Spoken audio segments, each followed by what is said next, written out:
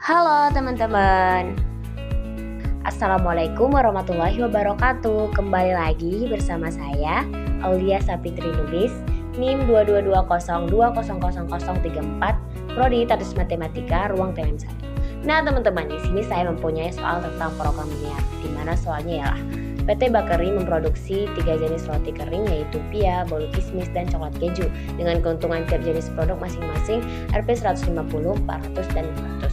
Setiap minggu ditetapkan minimum produksi roti pia 45 unit, bolu kismis 130 unit, dan coklat keju 55 unit. Ketiga jenis roti memerlukan pemprosesan 3 kali, yaitu penyiapan bahan, peracikan, dan pengopenan seperti terlihat pada tabel berikut. Nah, di situ dilihat dalam tabel terdapat pemprosesan di mana jenis roti pia penyiapan bahan 4, peracikan 3, pengopenan 1, jenis roti bolu kismis penyiapan bahan 2, peracikan 4, pengopenan 2. Jenis roti coklat keju penyiapan bahan 6, peracikan 9, pengopenan 4. Penyediaan maksimum jam 130, 170, 52. Dan soalnya bagaimana formulasi program linear masalah PT Bakery tersebut dan hitung solusi optimalnya. Nah, di sini diketahui X1 sama dengan jumlah pia yang diproduksi tiap minggu, X2 sama dengan jumlah bolu kismis yang diproduksi tiap minggu, X3 sama dengan jumlah coklat keju yang diproduksi tiap minggu. Kemudian kita mau membuatnya ke dalam bentuk umum dan mengubahnya ke dalam bentuk standar. Nah, di sini kita mengosongkan ruas kanan sehingga yang tadinya Z maksimum 150 X1 ditambah 400 X2 ditambah 600 X3 menjadi Z dikurang 150 X1 dikurang 400 X2 dikurang 600 X3 sama dengan 0. Dan di dalam fungsi kendala jika di situ terdapat lebih kecil sama dengan, kita mengubah persamaannya menjadi sama dengan dan menambahkan slok variabel. Nah, di situ dapat teman-teman lihat S1, S2, dan S3.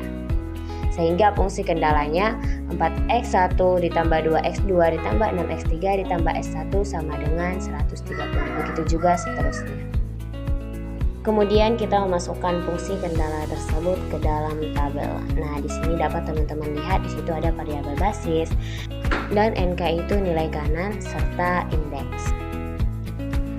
Kemudian yang pertama kita mencari kolom kunci. Kolom kuncinya di sini adalah berdasarkan nilai koefisien fungsi tujuan. Jika Z maksimum, kolom kunci adalah nilai negatif tertinggi.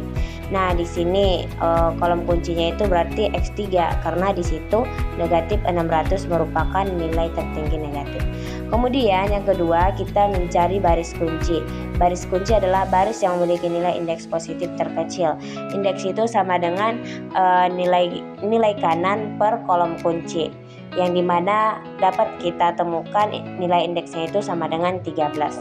Kemudian yang ketiga kita mencari nilai kunci, yang dimana nilai kunci ini adalah nilai yang terdapat pada persilangan kolom kunci dan baris kunci.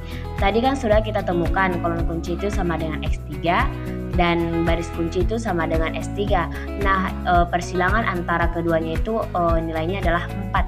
Berarti nilai kunci adalah 4 karena berada pada persilangan kolom dan baris kunci. Kemudian yang keempat kita mengganti variabel keluar dengan variabel masuk.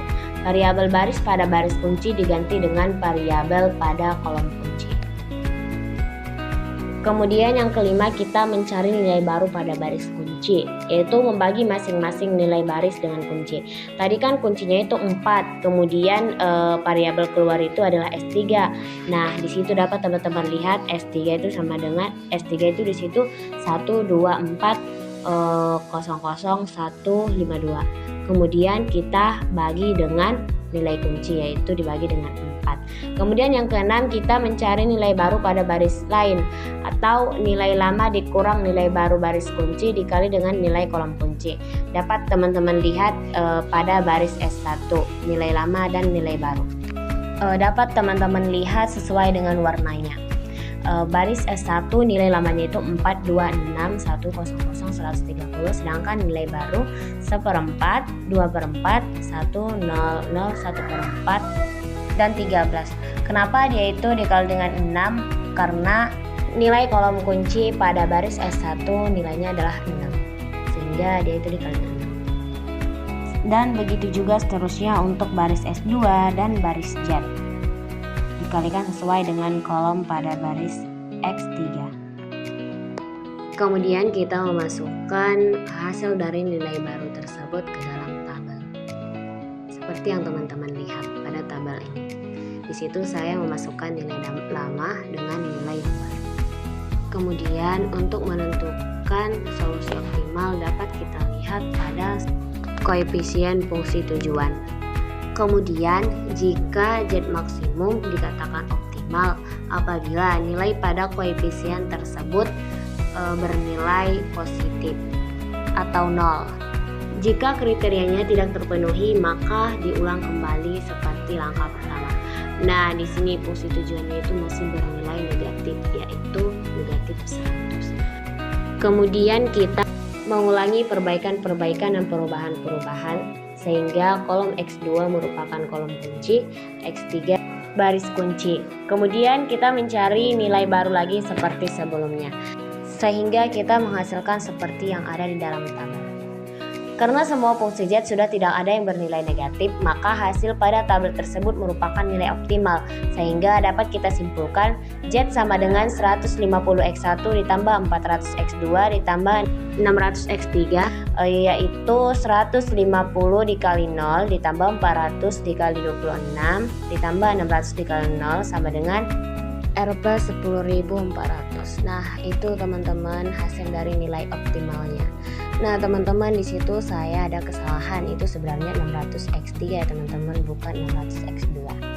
Kemudian apabila ada kesalahan di dalam penjelasan saya mohon maaf dan semoga bermanfaat. Terima kasih. Assalamualaikum warahmatullahi wabarakatuh.